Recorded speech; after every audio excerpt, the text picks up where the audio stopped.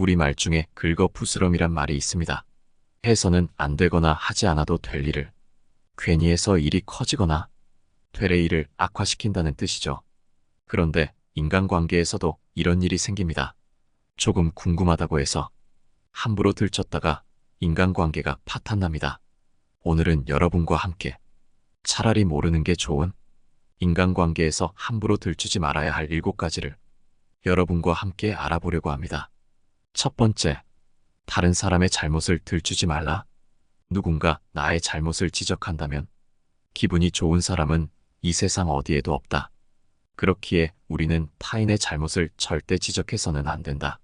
사람들은 종종 자신의 실수는 별거 아닌 인간의 당연한 행위로 여기면서 남의 실수에는 과도한 관심을 갖고 비난하기도 한다.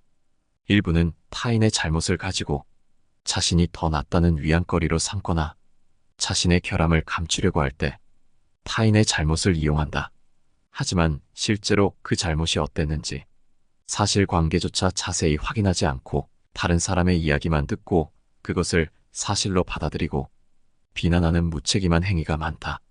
어떠한 경우에도 타인을 부당하게 대하면 결과적으로 본인에게 해가 되며 이는 실질적으로 인간관계를 해친다. 설령 타인의 잘못이 사실이라 할지라도 진실을 말함으로써 관계에 금이 갈 수 있다. 진실을 말하는 것이 신뢰를 위해 필요한 경우도 있지만 인간관계에서는 부정적인 결과를 초래할 수 있는 상황이 대다수다.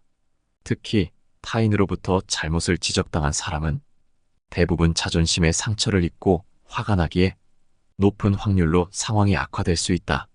잘못을 지적하는 행위는 적절한 시기와 장소에서 이루어져야 하며 그렇지 않은 경우 상대방에게 원수가 될 수 있고 나에게 좋을 게 하나도 없음을 명심하라.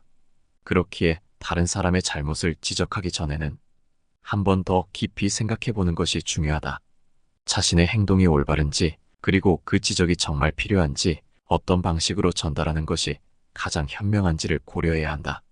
만약 필요하다면 가장 적절하고 효과적인 방법을 찾아 대화를 시도해보고 이 과정에서 바른 태도를 유지하여 상대방의 감정을 최대한 존중하는 것이 중요하다.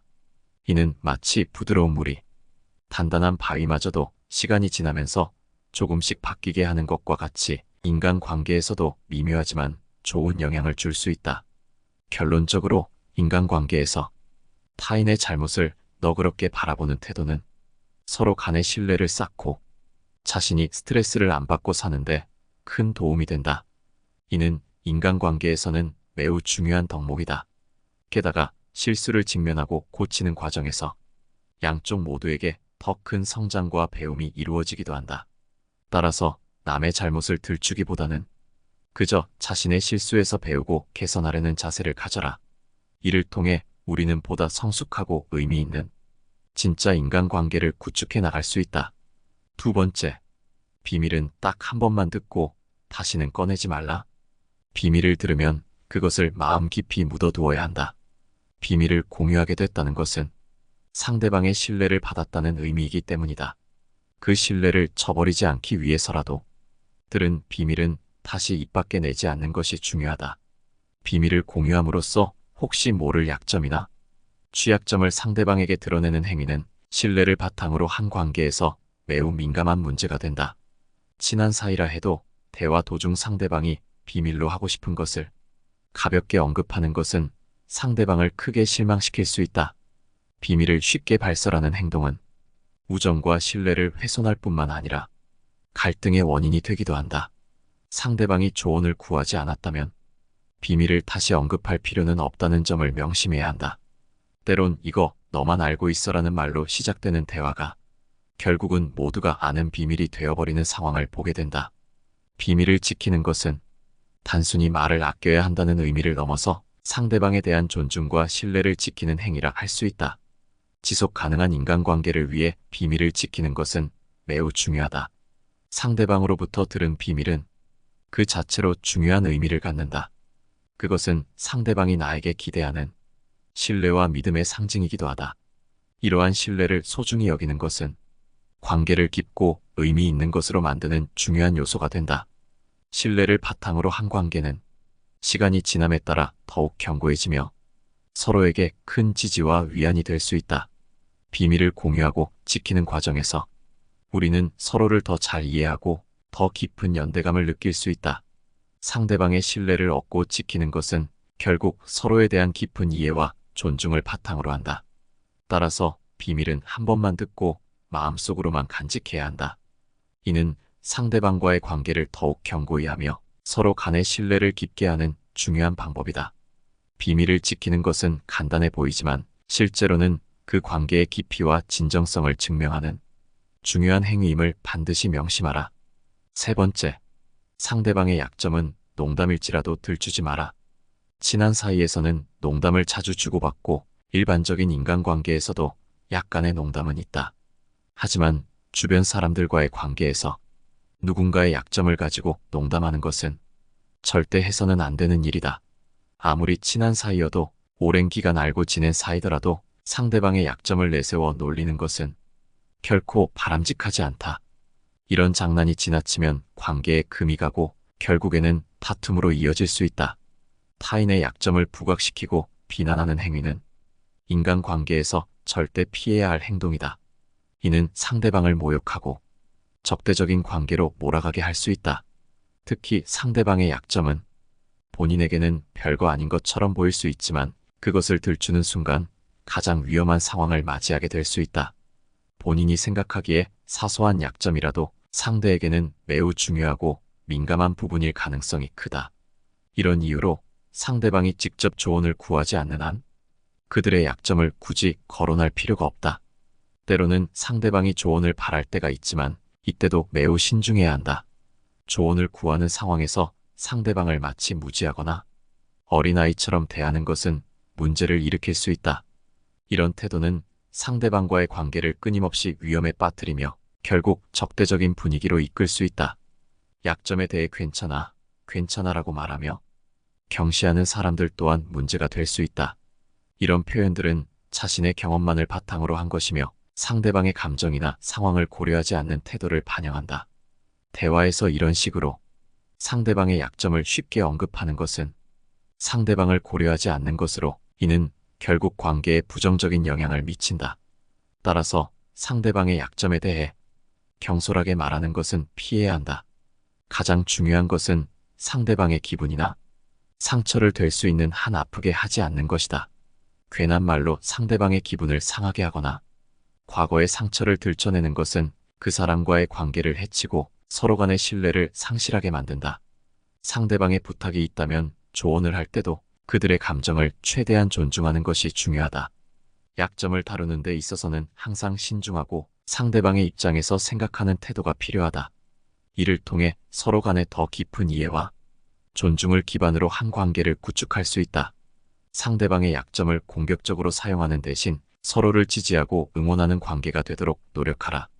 네 번째, 상대의 부족함을 들추지 마라. 상대의 부족함을 거론하는 것은 생각보다 자주 일어나는 일이다.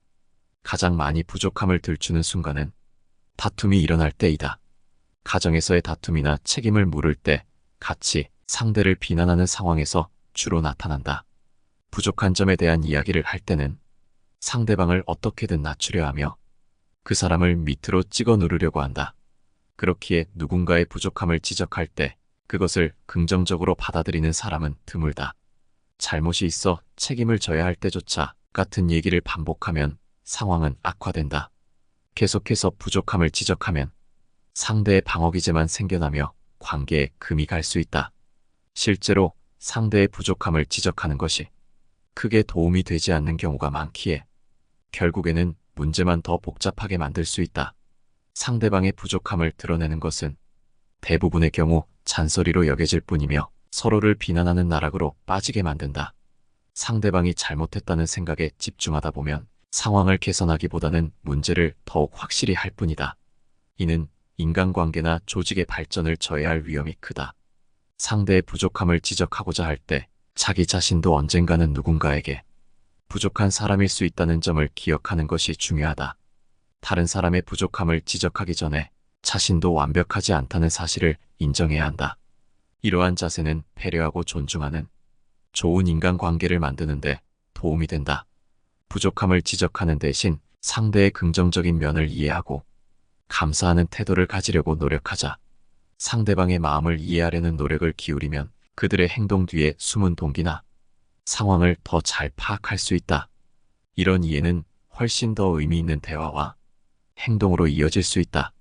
마지막으로 항상 염두에 둘 것은 상대의 부족함을 비판하는 것이 아니라 문제의 본질을 이해하고 해결하는데 그 초점을 맞춰야 한다는 점이다. 상호 이해와 존중의 기반 위에서 우리는 더 나은 인간관계를 맺을 수 있다. 5번째, 정치적 견해를 들추지 마라. 정치적인 견해에 완벽한 동의를 기대하는 것은 불가능한 일이다. 같은 정당을 지지한다 해도 내부에서 생각의 차이는 발생할 수 있으며 이는 정치적 견해의 다양성을 반영한다. 그렇기에 우리는 상대방의 정치적 신념을 들추는 것이 결코 좋은 결과를 낳지 않으며 오히려 분쟁의 소지만을 증가시킨다는 점을 인지해야 한다. 복잡하고 민감한 정치적 신념이나 상대방의 의견을 경솔하게 파헤치려 들지 않는 것이 바람직하다. 인간관계에 있어서 서로의 의견 차이를 인정하고 이해하며 맞춰나가는 것은 중요하다. 정치적 견해가 다르다는 이유로 관계가 틀어지는 일은 없어야 한다.